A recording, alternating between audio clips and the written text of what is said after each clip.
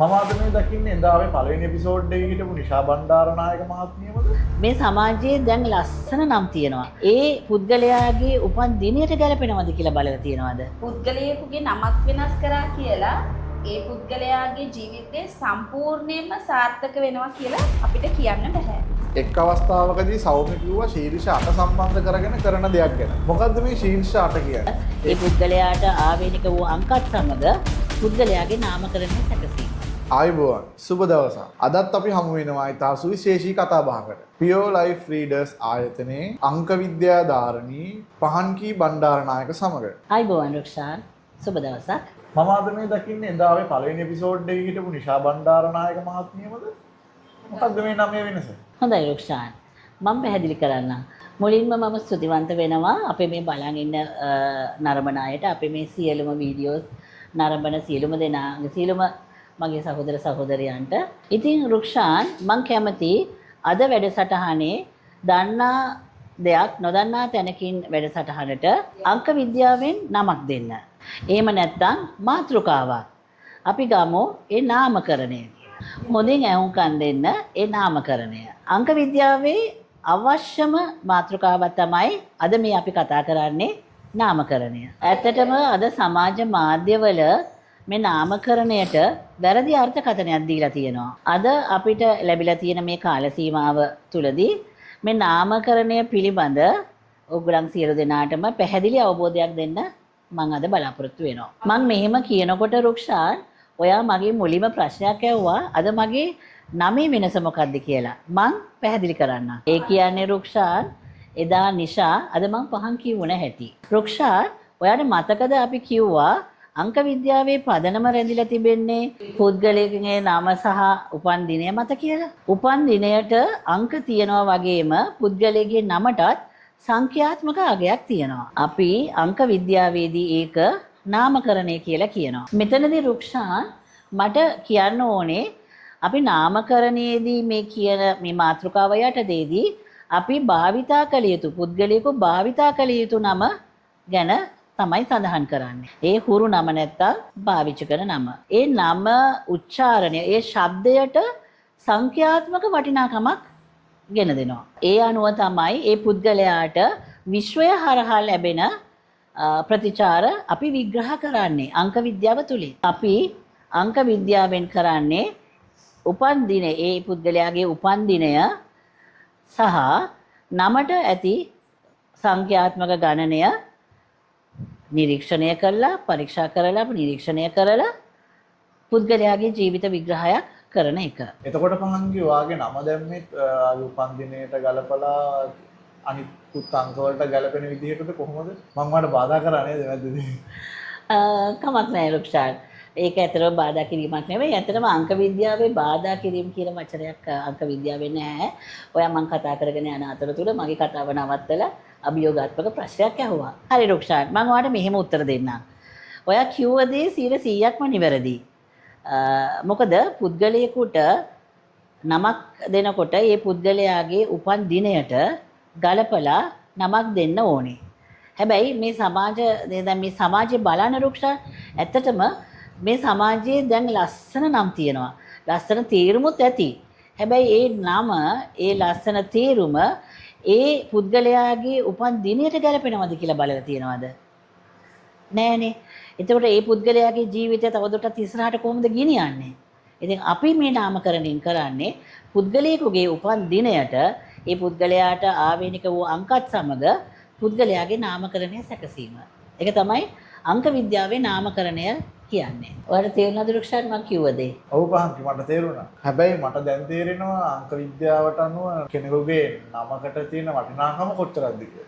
ඒ කියන්නේ පුද්ගලයෙකුගේ ජීවිතයක් සාර්ථක කරගන්න අංක ගලපලා දාන නම කොයිතරම් වටිනවද නේද? හොඳයි මම කැමතියි සෞම්‍ය පැත්තට හැරෙන්න. දන්න දෙයක් නොදන්න තැනින් පටන් ගන්න වැඩසටහනේ අද මාතෘකාව නාමකරණය. ආයුබෝවන් සෞම්‍ය. අද පහන්කි අපිට ලස්සනට පැහැදිලි කරා නාමකරණය කියන්නේ මොකද්ද සහ නාමකරණය ඇති වැදගත්කම. ඉතින් සෞම්‍ය මේ නාමකරණය කියන එක කොච්චර වැදගත්ද කියන එක මටත් දැන් දැනෙනවා. ඉතින් සෞම්‍ය මම කැමතියි ඔයාගේ වචන වලින් මේ පිළිබඳව තවත් ටිකක් දැනගන්න. අපි කතා කරමු සෞම්‍ය ගැන. අයිබෝවන් රුක්ෂාන් එදා මගේ සොහිරිය නිෂා අද පහන් කියුණ හැටි මං අද ඔයාට කියන්නම් ඒ කතාව ඉතාම රසවත්. අද මගේ සොහොයුරිය පහන් කී එයා කලින් භාවිතා කරපු නම. එයාගේ පොඩි කාලේ ඉඳලම එයා භාවිතා කරපු නම තමයි එයාගේ පාසල් අවදියට එයාගේ රැකියාවට සහ එයාගේ මුළු ජීවිතේම යම් කාලයක් දුරට එයා පාවිච්චි කරේ එයාගේ පැරණි නමින්.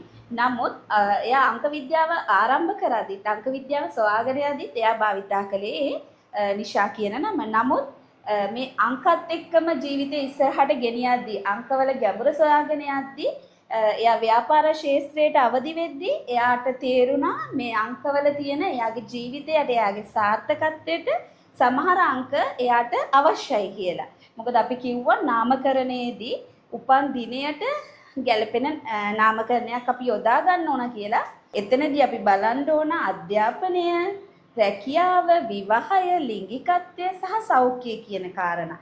ඒ කාරණා සියල්ලක්ම බලාගෙන යද්දී එයාට තේරුණා එයාට එකතු කරගන්න අංක කිහිපයක් තියෙනවා කියලා. මොකද අපි කතා කරන්නේ අංක විද්‍යාව අංක වලින්ම විතරයි නිරුක්ෂන්. පහන් කී ව්‍යාපාර ලෝකයට අවතීර්ණ වුණාට පස්සේ එයාට තේරුණා මේ එයාගේ ව්‍යාපාර ලෝකෙ ඉස්සරහට ගෙනියන්න සමහර අංකවල අඩුවක් තියෙනවා කියලා. ඉතින් ඒ අංකවල අඩුව සාදා ගන්න පහන් කී එයාගේ උපන්දිනයට ගැලපෙන විදියට පහන් කී කියන නම අලුත් විදිහට වෙනස් කරගත්තා. ඒකට රුක්ෂාන් පහන් කී යොදාගත්තේ අපි මේ අංක විද්‍යාවේදී අපි අඳුනගෙන තියෙනවා ශීර්ෂාටේ රේඛීය සටහන. ඒ ශීර්ෂාටේ රේඛීය සටහනට ගැලපෙන විදිහට පහන් කී එයාගේ අංකවලට එයාගේ ආවේනික අංකවලට ගැලපෙන පරිදි එයා ඒක වෙනස් කරගත්තා. මම මෙතනදී ඔයාලට තවත් පොඩි පැහැදිලි කිරීමක් කරන්නම්. මගේ සොයරිය මුලින් භාවිතා කරපු නමට සංඛ්‍යාත්මක වටිනාකම චෝල්ඩියන් ක්‍රමය අනුව 15යි.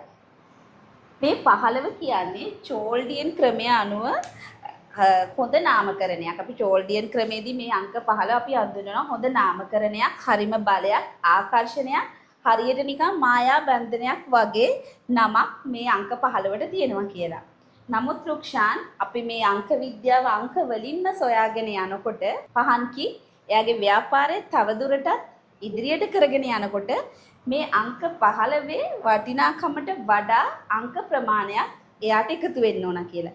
ඉතින් මගේ සොහොරියට ව්‍යාපාර ශාස්ත්‍රයේ ඉස්සරහට යනකොට එයාගේ උපන්දිනයට සහ අනිකුත් අංකවලට එයාගේ අනිකුත් ආවේනික අංකවලට අනුව මේ 15 නාමකරණයට වඩා සුදුසු නාමකරණයක් පහන්කිට අවශ්‍යයි කියලා අපි සාකච්ඡා කළා. ඉතින් රුක්ෂාන් මේ නම වෙනස් කිරීම කියන එක ලේසි පහසු දෙයක් නෙමෙයි. මොකද අංක විද්‍යාව ගැන උඩින් පල්ලෙන් හදාරන අයත් දන්නවා මේ 15 වටිනාකම කොහොමද කියලා. නම වෙනස් කරනකොට සොයා බලන්න ඕන පැති කිහිපයක් තියෙනවා. ඒ තමයි මම අර ඉස්සෙල්ලා කලින් කියපු පුද්ගලයෙකුට අධ්‍යාපනය, රැකියාව, ඊට පස්සේ යාගේ විවාහය, ලිංගිකත්වය සහ දරුපල ඒ වගේම සෞඛ්‍ය කියන කාරණේ. ඒ කාරණය සියල්ලක්ම සලකලා බලලා තමයි අංක විද්‍යාවේදී හරි විදිහට පුද්ගලයෙකුට ගැලපෙන විදිහට නාමකරණය යොදා ගන්න ඕන. ඒ කියන්නේ සෞමි පුද්ගලයෙකුගේ නම ඒ පුද්ගලයාගේ උපන්දිනයට ගලපලා සුදුසු නමක් හදාගත්තට පස්සේ ඒ පුද්ගලයාගේ ජීවිතේ වෙනස්කමකට ගන්න පුළුවන් කියලාද?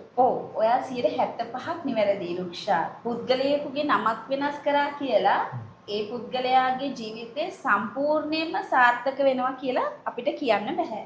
ඒකට හේතුව ඒ පුද්ගලයාගේ උපන්දිනය වගේම ඒ පුද්ගලයාගේ උපන් වර්ෂය, මාසය සහ ඒ පුද්ගලයා අවසානයේ නැවැත්වූ තැන තිබුණ අංක සියල්ලක්ම මේ නාමකරණය හා ගලපන්න ඕන. ඒකට හේතුව රුක්ෂාත් ඒ පුද්ගලයාගේ උපන් දිනයට අමතරව උපන් වර්ෂය, මාසය සහ අවසානයේ නැවැත්වූ තැන ඉඳලා ගෙනාපු හොඳ හා නරකවල ශක්ති ප්‍රමාණය අනුව ඒ පුද්ගලයාගේ ජීවිතය කොච්චර දුරට සාර්ථක වෙනවද කියලා තීරණය කරන්න පුළුවන්. රුක්ෂාන් ඔයාට නොතේරුම 125ක් අන්න ඒකයි. ඒකයි මම ඔයාට කිව්වේ ඔයා 75ක් නිවැරදි කියලා. හරි මට තේරුණා සව.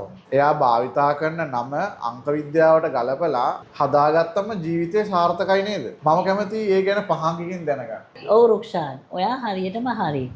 100%ක්ම පුද්ගලයෙකුගේ ජීවිතය නම වෙනස් කරා කියලා ජීවිතය සාර්ථක කරගන්න බෑ. ඒ වෙනුවට ඒ පුද්ගලයාගේ ආවේනික අංක සහ අනිකුත් සාධකත් බලපානවා. අංක විද්‍යාව දන්න කෙනෙකුට, නිවැරදිව දන්නා කෙනෙකුට ඒ පුද්ගලයාගේ නිවැරදිව උපන්දිනය නම අරගෙන සංඛ්‍යාත්මක ගණනය කිරීමෙන් නිරීක්ෂණය කරලා නිගමනවලට එන්න පුළුවන් අය පුද්ගලයාගේ සැබෑ ජීවිතය සාර්ථක කරගන්නේ කොහොමද කියලා කියන්න. ඒ වගේම රුක්ෂාන් ජීවිතය විග්‍රහයක් කරනකොට පුද්ගලයෙකුට ඒ පුද්ගලයාගේ සම්පූර්ණම අංක ගණනය කිරීමෙන් විශාල ගැඹුරින් ජීවිත විග්‍රහවල් දෙන්න පුළුවන්. මොනවද ඒ පුද්ගලයාගේ අධ්‍යාපනය, විවාහය, වෘත්තිය, රැකියාව, දරුපල විතරක් නෙමෙයි සෞඛ්‍ය ඒවා වුණත් හැමදේම දැනගන්න පුළුවන්. ඉතින් අද මේ වැඩසටහනෙන් අපි පැහැදිලි කරේ අද මාතෘකාව වුණ නාමකරණය. ඒ කියන්නේ පුද්ගලයෙකුගේ නම නිසා ඒ පුද්ගලයාගේ මුළු ජීවිතයම සාර්ථක කරගන්න පිළිවෙල. ඒ පුද්ගලයාගේ මුළු ජීවිතයම යන මාර්ගය සොයා බලා අවශ්‍ය නම් ඒ පුද්ගලයාගේ නම වෙනස් කර ඒ පුද්ගලයාගේ රැකියාව, ආර්ථිකය, විවාහය සාර්ථක කරගන්නා යන්න මාර්ගය අර මම කලින් කිව්ව සෑම දෙයක්ම සාර්ථක කරගන්න පුළුවන් බව තේරුම් කරන්න. හැබැයි මේ කාර්යය එසේ මෙසේ කෙනෙකුට කරන්න බෑ. අංක විද්‍යාව හරි විදියට අංක විද්‍යාව ගැඹුරින් අත්හදා බලලා ගැඹුරින් ඉගෙනගෙන ගැඹුරින් අත්හදා බලු අයට විතරයි මේ කාර්යය කරන්න පුළුවන්. දැන් සමාජයේ ඉන්නවා උඩින් අල්ලගෙන අංක විද්‍යාව නමින් බොහෝ කතාවන් සමාජ මාධ්‍යවල යනවා. ඒ වගේම මම දැන් කියන්න ඕනේ මේ අපි මේ කියන අංක විද්‍යාව අංක හැර වෙන කිසිම গুপ্ত ශාස්ත්‍රයක් මේකට අපි ඇඳගෙන ආදේශ කරගෙන නැහැ. මේක අපි අංක තුලින්ම අංක විදිහටම දැකලා කරන විග්‍රහයක්. ඒක තමයි මේ අපේ අංක විද්‍යාව. ඇත්තටම රුක්ෂාන් මම එහෙම කිව්වේ අද මේ සමාජ මාධ්‍යවල අද බොහෝ දුරට අපිට පේනවා YouTube මාධ්‍යවල එහෙම නාමකරණය යොදාගෙන කතා කරන දේවල්. ඇත්තටම ඒවා සුදුසු නැහැ. මේ පටන් ගත්තේ දන්න දේ නොදන්නා තැනකින්. අංක විද්‍යාව ගැන දන්නවා බොහෝ අය. හැබැයි අපි පටන් ගත්තේ ඒ අය නොදන්නා තැන පෙන්වලා දෙන්න. අද අංක විද්‍යාවේ අංක විද්‍යාධාරීන් දාරවරුන් හරියට වැහි වැහැලා ඉන්නවා. හැබැයි අපි අංක විද්‍යාව ගැන කතා කරන්නේ අංක හැම වෙලේම අංක වලින්ම විතරයි. ඇත්තටම සමාජ මාධ්‍යවල යන අනෙක් විද්‍යාධාරණ අංක විද්‍යාධාරණයන්ගෙන් අපේ අතර තියෙන වෙනස අපි කතා කරන්නේ අංක විද්‍යාව අංක වලින්ම පමණයි. හොඳයි පහක්. අද අපේ කතාබහ හරිම රසවත්. කාලය යනවා තේරුණේවත් නැහැ. මට මේ කතාබහේදී ඇහුණා මීට කලින් මට අහන්න ලැබෙච්ච නැති දෙයක්. මම ඒක ලියාගත්තා. ඒක මට අද දවසේ ඇතුළතම අහන්න ඕනේ කියලා මට හිතුණා. එක් අවස්ථාවකදී සෞම්‍ය කිව්වා ශීර්ෂ 8 සම්බන්ධ කරගෙන කරන දෙයක් ගැන. මොකද්ද මේ ශීර්ෂ 8 කියන්නේ? ඒක පදනම් කරගෙන මොකද්ද කරන කාර්යය සෞම්‍ය? ඇත්තටම රුක්ෂාන් ශීර්ෂ 8 කියන්නේ අපේ ආයතනයේ නියමවරියන් තුන්දෙනාගේ සාර්ථක නිර්මාණයක්. ඒ පුද්ගලයාට ආවේනික අංක පදනම් කරගෙන අපි ශීර්ෂ 8ක නිර්මාණයක් කරනවා රුක්ෂාන්. මේ වගේ මෙතන නම් ඔයාලට පේන ශීර්ෂ 3යි. ඒ ආකාරයෙන් අපි ශීර්ෂ 8ක නිර්මාණයක් අපි හදාගෙන තියෙනවා. ඒක පදනම් කරගෙන පුද්ගලයාගේ ජීවිතේ නාමකරණයගේ උපන්දිනය නම ඇතුළත් කරලා කොහොමද මේ ජීවිත විග්‍රහය කරන්න කියලා අපිට කියන්න පුළුවන්. මේ විදිහට ශීර්ෂ 8ක් මෙතන ශීර්ෂ 3යි කියව පේන්නේ මේ විදිහට ශීර්ෂ 8ක් පදනම් කරගෙන අංක විද්‍යාවේ ගැඹුරටම අංක වලින් යන්න පුළුවන්. ඒ අනුව අපිට පුළුවන් පුද්ගලයාගේ ජීවිතේ ගැඹුරටම ඔයා නොදකින සහ අපි දකින පැත්ත මොන වගේද කියලා අපිට ජීවිතේ ගැඹුරටම විග්‍රහ කරන්න පුළුවන්කම තියෙනවා. ඇත්තටම රුක්ෂා මේ ශීර්ෂ 8 අපි නිර්මාණය කළයි කියලා මේක අපිට සීමා වෙලා නැහැ. මේක ඕනම කෙනෙකුට විවෘතයි. මේ ශීර්ෂ 8 භාවිතා කරලා අංක විද්‍යාවේ අංක වලින් කොහොමද ගැඹුරටම යන්නේ කියලා ඕන කෙනෙකුටම හොයාගන්න පුළුවන්. ගැඹුරටම අංක විද්‍යාව කොහොමද අංක තුලින්ම කියන්නේ කියලා ඇත්තටම මේ ශීර්ෂ 8 තුලින් කියන්න පුළුවන්. ඉතින් ඒක අපේ නිර්මාණයක් වුණාට ඒක ඕන කෙනෙකුට විවෘත වෙලා තියෙනවා. මොකද අද විද්‍යාව කියන්නේ හරිම දියුණු දෙයක් නිරුක්ෂා. ඉතින් ඒක නිසා ඕනම කෙනෙකුට මේ ශීර්ෂ 8 හැබැයි මේක මේ විදිහට නෙවෙයි යන්නේ. මේ විදිහට ශීර්ෂ 3යි මෙතන තියෙන්නේ. ඒ විදිහට ශීර්ෂ 8ක් අපි නිර්මාණය කරගෙන තියෙනවා. ඒ වලට ආවේනික අංක යොදා ගනිමින් කොහොමද පුද්ගලික ජීවිතය ඉස්සරහට ගෙනියන්නේ කියලා කියන්න ඕන කෙනෙකුට අවස්ථාව තියෙනවා. ඉතින් ඒක අපේ දරුවෝ අපෙන් ඉගෙන ගන්න දරුවෝ දැනටමත් කරගෙන යනවා. එයාලා දන්නවා කොහොමද පුද්ගලයෙකුගේ ජීවිතයට එයාගේ අංක වලින් ගිහිල්ලා එයාගේ ජීවිතේ පුද්ගලයාගේ ජීවිතේ ගැඹුරටම දකින්නේ කොහොමද කියලා අපිත් එක්ක සහභාගී වෙන දරුවෝ දන්නවා. අපෙන් ඉගෙන ගන්න දරුවෝ ඒ පිළිබඳව ගැඹුරටම හදාරමින් ඉන්නවා. මේ ශීර්ෂයට ගැන විතරක් නෙමෙයි අංක විද්‍යාව අංක තුලින්ම දකින්නේ කොහොමද කියලා අංක තුලින්ම ගැඹුරට යන්නේ කොහොමද කියලා ඉගෙන ගන්න කැමති අය ඉන්නවනම් පුළුවන් අපි මේ දවස්වල අපේ පන්ති පවත්වාගෙන යනවා. ඉතින් අපේ ආයතනයට කතා කරලා පුළුවන් ඕනම කෙනෙකුට අපේ ආයතනය හා සම්බන්ධ වෙන්න 077යි 500යි 58යි 32 කියන අංකය අමතන්න පුළුවන්. ෂා නියමයි සෞම්‍ය පැහැදිලි කිරීම ඇත්තටම ගොඩක් පැහැදිලි වුණා. මගේ ගෞරවය අද සහභාගී වුණු සෞම්‍යටත් පහන්කි ඔබටත් සහ ඒ වගේම අංක විද්‍යාව සම්බන්ධයෙන් ගැටලු මොන හරි තිබෙනවා නම් පියෝ ලයිෆ් අප හා සම්බන්ධ වෙන්න පුළුවන්. අපගේ දුරකථන අංකයට ඇමතුමක් ලබා දෙන්න. ඕනෑම ප්‍රශ්නයකට විසඳුමක් ලබා දෙන්න අපගේ කණ්ඩායම ලෑස්ති වී සිටිනවා. අපගේ දුරකථන අංකය 077යි 558යි 32. පියෝ ලයිෆ් රීඩර්ස් වෙනුවෙන් මම රුක්ෂාන් ජයවීර good news